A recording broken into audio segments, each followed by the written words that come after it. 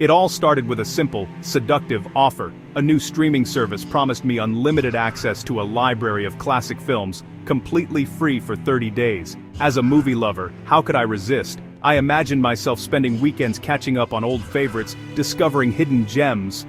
The sign-up process was remarkably easy. I just needed to enter my credit card details, a small formality, they assured me. I clicked confirm without a second thought, convinced I'd outsmart the system. I told myself I'd diligently use the service and cancel it on day 29. The first week was cinematic bliss. I watched 3 films back to back, feeling pleased with my decision. Then life happened. A busy week turned into a busier month. My planned films were pushed aside for urgent emails and deadlines. The streaming app icon went from beacon to just another square in a cluttered grid. Excitement faded into daily obligations. The grand movie marathon never materialized. A few months passed. I'd completely forgotten about the service. While reviewing a credit card statement for something else, I saw it. A recurring charge of $14,999. Then another, and another. I'd been paying for 6 full months. Nearly $90 had quietly siphoned from my account. I hadn't watched a single film after that first week. The service became an invisible drain on my finances, all because of one moment of forgetfulness and a broken promise to myself. My story is not unique, it's incredibly common. We're all susceptible to these small financial leaks. A study shows the average person wastes hundreds of dollars a year. Some estimates say $500 or more on subscriptions they no longer use or remember. It's staggering. Money quietly exiting our accounts for zero-value services. We blame ourselves for carelessness or bad memory. But it's more complex. This isn't just forgetfulness, it's human. The subscription economy is built on our psychological quirks and predictable irrationalities. Why do we continue paying for things we don't use? The answer lies in a powerful psychological principle known as inertia. Humans are creatures of habit. We have a strong tendency to stick with our current situation, even if it's not ideal. This is often called the status quo bias. Changing course requires a deliberate mental effort, an activation energy that we are often reluctant to expend. Canceling a subscription, even a simple one, demands that we take action. We have to find the website, log in, navigate a menu, and confirm our decision. It feels like a chore. Doing nothing, on the other hand, requires no effort at all. The path of least resistance is to let the subscription continue. Automatic payments are the turbocharged engine of this inertia. When you sign up for a service, you authorize a company to take money from your account every month without any further action from you. This process is brilliantly designed to remove friction. The decision to pay is not made each month, it was made only once, months, or even years ago. The payment happens in the background, out of sight and out of mind. Because we don't have to actively approve the transaction each time, we don't feel the psychological pain of paying that would normally accompany handing over cash or swiping a card for a specific purchase. The money just disappears. This comfort with the status quo is something companies count on. They know that once a customer is in their system, they are likely to stay, not necessarily out of loyalty, but out of simple inaction. The default option is always to continue paying.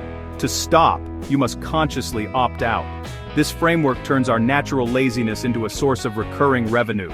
The effort required to save $14.99 by canceling feels disproportionately large compared to the small, silent loss of that same amount if we do nothing. Our brains, seeking efficiency, often make the irrational calculation that the hassle isn't worth the savings. So it's not that we are making a conscious choice to waste money, rather we are failing to make a choice at all. The subscription model exploits our brain's desire to conserve energy. It sets up a system where the easiest, most automatic behavior is the one that benefits the company. We are nudged, not forced, into a state of passive acceptance. Our bank accounts are slowly drained not by a single, dramatic event, but by a series of tiny, unnoticed withdrawals that our own inertia permits. The decision to keep paying is made for us by our past selves, and challenging that decision feels like more trouble than it's worth. Free trials are one of the most brilliant marketing inventions ever conceived. Their power lies in a psychological quirk called the endowment effect. This principle describes our tendency to value something more highly simply because we feel we own it. When you sign up for a free trial, the service is framed as a gift. For 30 days, this premium software, this vast music library, or this exclusive content is yours. You integrate it into your life. You create playlists, you customize settings, you start watching a series. The service ceases to be an abstract product and becomes a part of your digital routine, something you possess. This feeling of ownership is a powerful hook. As the end of the trial period approaches, the decision is no longer about whether to buy something new. Instead, it is framed as a decision about whether to lose something you already have. Thanks to another principle, loss aversion, we humans feel the pain of a loss about twice as strongly as we feel the pleasure of an equivalent gain. Giving up the service now feels like a tangible loss. You would be losing your playlists, your watch history, and your convenient access. The thought of this loss is psychologically painful, far more so than the neutral feeling you had before you ever signed up. Marketers are masters at amplifying this effect. They design free trials to encourage deep engagement and create emotional attachment. They send you emails with tips on how to get the most out of the service. They encourage you to import your data, connect with friends, and customize your profile. Each action you take strengthens your sense of ownership and makes the prospect of cancellation more daunting. You are not just testing a product, you are building a home inside it. Section 4. Designed to be forgotten. The dark art of retention. While psychology explains our tendency to forget, corporate design often gives us a powerful nudge in that direction. Many companies employ what is known in the tech world as dark UX, or dark patterns. Design choices that intentionally trick users into doing things they might not want to do, like staying subscribed. It's honestly not an accident that the sign-up button is large, colorful, and right there in the center, while the cancel subscription link is buried deep within a labyrinth of account settings, often rendered in a tiny gray font. This isn't bad design, it's ruthlessly effective design aimed at maximizing friction for anyone trying to leave. The process of canceling is often a deliberately complicated ordeal. You might be required to navigate through multiple pages, each one filled with messages begging you to stay. "Are you sure you want to leave?" they ask, followed by testimonials from happy customers. Then, you might be asked to fill out a lengthy survey explaining your reasons for canceling. Some services even force you to call a customer service representative during specific business hours, adding a layer of social pressure and inconvenience. Each additional step, each click, and each required field is another opportunity for your motivation to wane, and for inertia to win. This strategy is known as roach motelling, a dark pattern named after the infamous bug traps, where pests can check in, but they can't check out. Companies make it incredibly easy to give them your money, but incredibly difficult to stop. They're betting that you will simply give up. Frustrated by the confusing menus, or unwilling to wait on hold, you might tell yourself, "I'll deal with this later," and then later never comes. The system is designed not just to be forgotten, but to be too annoying to deal with, ensuring the recurring revenue continues to flow from your account. Ultimately, it is crucial to understand that this is not entirely your fault. While personal responsibility plays a role, we are all operating within systems that are engineered to exploit our cognitive biases. These platforms are not neutral spaces, they are carefully crafted commercial environments designed to steer our behavior. When you struggle to find the cancel button, you are not being inept. You are encountering a deliberately placed obstacle. Recognizing this manipulation is the first step toward overcoming it. The game is rigged, but by understanding the rules, you can learn how to play it to your own advantage. Section 5. Death by 1,000 tiny cuts, the illusion of small costs. One of the most insidious aspects of the subscription trap is the small, seemingly insignificant cost of each individual service. A charge of $4.99 for a news app, $9.99 for a music service, $12.99 for a movie platform, doesn't feel like a major financial decision. Our brains are just not wired to perceive these small, recurring amounts as a serious threat. This is a cognitive bias known as mental accounting, where we mentally categorize our money into different buckets.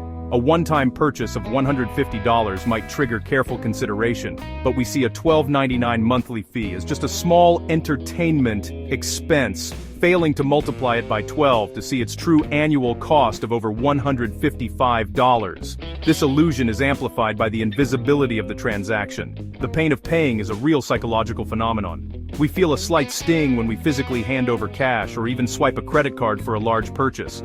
This pain acts as a useful self-regulation mechanism, but automatic subscription payments bypass this feeling entirely. The money is withdrawn digitally, without our direct involvement. There's no tangible exchange, no moment of hesitation.